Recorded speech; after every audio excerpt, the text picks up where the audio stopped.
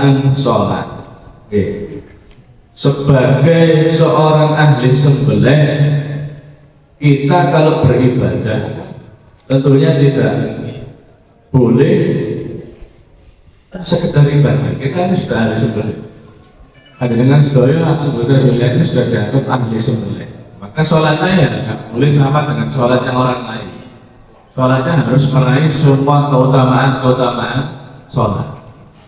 Nggak boleh sholat hijainat mutfarid terus sunah-sunah ditinggal. Karena kita sudah niat menjadi juru sembelih halal, maka halalnya kita harus halalan thayyibah. Harus perilaku kita cocokkan dengan kehalalan yang thayyibah di luar. Lanjut kita menginjak kembali ini. Fadilah sholat, di situ saya baca sholat adalah rukun kedua nih, ikut sebut sebenarnya sedoyo. Termasuk tiang agama pun di ayat banyak wakil musola wa atu zakat, di hadis juga banyak. Ulama mengatakan sholat adalah paling bagusnya ibadah badaniyah. Ibadah badaniyah yang sifatnya bergerak, yang sifatnya nampak, kelihatan. Jadi itu sholat. Maka sangat salah kalau ada orang mengatakan terus uang yang penting hati ini. Ya memang betul sebenarnya, cuma al-dhahir ya dulu alal batin. Gerak-gerik kita, dhahir kita, tubuh kita menunjukkan isi dari hati kita. Itu memang syariat perintah kita secara dhahir. Kalau batin memang dijaga betul-betul, tapi setelah dhahirnya itu tuntas. Setelah dhahirnya itu tuntas, maka sholat menjadi utama.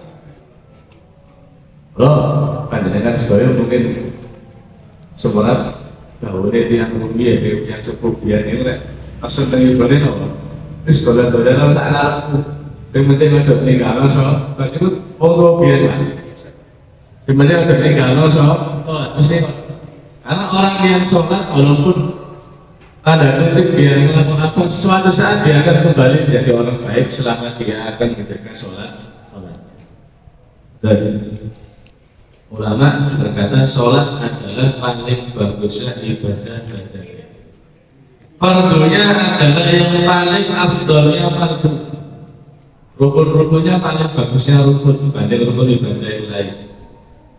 Dan sunnahnya adalah paling afdolnya sunnah. Menurut saya bapak, kita ini sering sholat, ada orang tua berangkat dari rumah, setatnya sama, sholat maghrib, setengahnya berangkat ke rumah, sampai masjid, pulang sama, sholat sama, pahala beda. Kadang-kadang dia yang satunya perhatian Jumat, yang satunya sudah lupa, karena itu sudah. Kalau alhamdulillah, baru angkat-angkat, detil-detil kecil pak. Yang satunya nek Fatihah, auzu, yang satunya langsung bismillah. Yang satunya rukuk di korupsi, subhanallah biar adil, dua-dua dengan setunggal. Yang sebelahnya tiga. Ikut dari pak, sama-sama kita korban waktu, bodoh-bodoh korban tenaganya sudah, sama waktunya pulangnya sama, pahala beda. Hanya kita kadang-kadang nggak perhatian dengan amalan kecil-kecil. Apalagi di daerah metro sendiri, tiang itu orang itu kecenderungannya melakukan ibadah yang keren-keren. Cil-cil produk malas. Kalau kasar itu kayak status gak boleh sudah. Tapi ibadah keren-keren bu. Jadi tukang sembelih di Masjid Petro itu lumayan ya kayak story. Bukan semua apa itu cek semua orang harus cek. Kalau kurang harus sudah pak. Oleh nama. Terus kita monggo sarang-sarang perhatian ke ibadah yang sifatnya remeh-remeh. Sebetulnya sunnah itu sekecil-kecilnya sunnah itu adalah besar sekali. Ada orang pernah mengatakan, Pak, jangan tak poso apa Pak, tak poso sunnah Kemis. Dia berusaha pada itu lebih sunnah. Coba coba. Kalimat mek iki bahaya. Kalimat mek. Napa kok bahaya? Sunnah niku ibadah sing niru Kanjeng Nabi. Nggih. Yang poso saya tulis niku niru Kanjeng Nabi. Nek jenengan hal itu cuma sunnah. Halah iku mek niru Kanjeng Nabi. Tafsirannya betul. Maka kita kalau nggak mengamalkan sunnah, ya nggak ngamalkan aja. Kalau saya ngomong dulu, sunnah ya harus dilakukan. Ada itu loh dulu kan Nabi ya, harus dilakukan di luar itu aja. Terus lebih yang di Julehani mau detail-detail kecil yang ada dalam ibadah kita perhatikan. Ada orang sholat 5 waktu saja, sunnah-sunnahnya semua dijalankan. Insya Allah dia akan menjadi orang yang pahalanya paling besar. Sujud, apa itu tahiyat yang duduknya itu dia duduk biasa. Menubah kata ya, mau normalnya tahiyatnya Rasulullah Muhammad atau niku salam. Dia dapat ilmu dari satu kajian. Tahiyat itu terakhir sampai Rasulullah Muhammad salam besar. Dilakukan itu dengan ada. Ya sama memang, tapi acak titik pak. Mereka menit pahalanya beda dengan orang lain. Maka pokok sarang-sarang ya, kita hari ini zaman akhir ini mungkin banyak sekali isu-isu. Terus fokus mau kan sholat, sholat sunnah ini sudah dilakoni. Insya Allah kita nggak kalah mahalnya dengan orang-orang yang baik. Itu poso sunnah dilakoni itu mawon. Jadi apalagi nanti dikatakan sunnahnya sholat adalah paling afdolnya sunnah. Jadi kita takeran ini ada yang sampai mengatakan sunnah sholat ada 1000 lebih.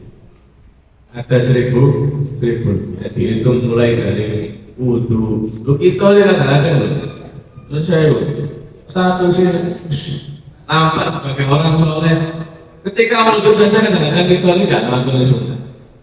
Wudhu itu korupsi. Saya selalu harus-harasan kayak sisi-sisi.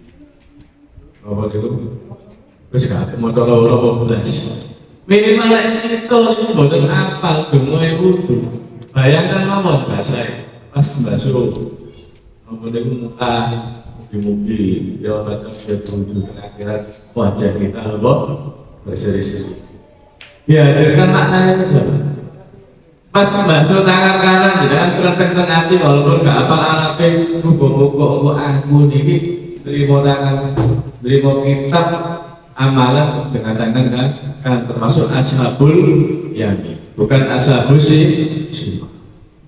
Bukan kalau dikatakan terus sunnah-sunnah dalam rangka menunjukkan mahabbah kita kepada Rasulullah Sallallahu Alaihi Wasallam. Boleh lanjut ke definisi. Ucapan-ucapan mulai Fatihah yang sedaya dan perbuatan-perbuatan yang diawali dengan takbir dan diakhiri dengan salam. Ini pengertian daripada sholat. Bukan ditulis betul orang kau ngapain di sholat. Tapi sampai akhir malam, nampak namanya itu sampai akhir malam. Terus ucapan-ucapan yang diawali dengan takbir dan diakhiri dengan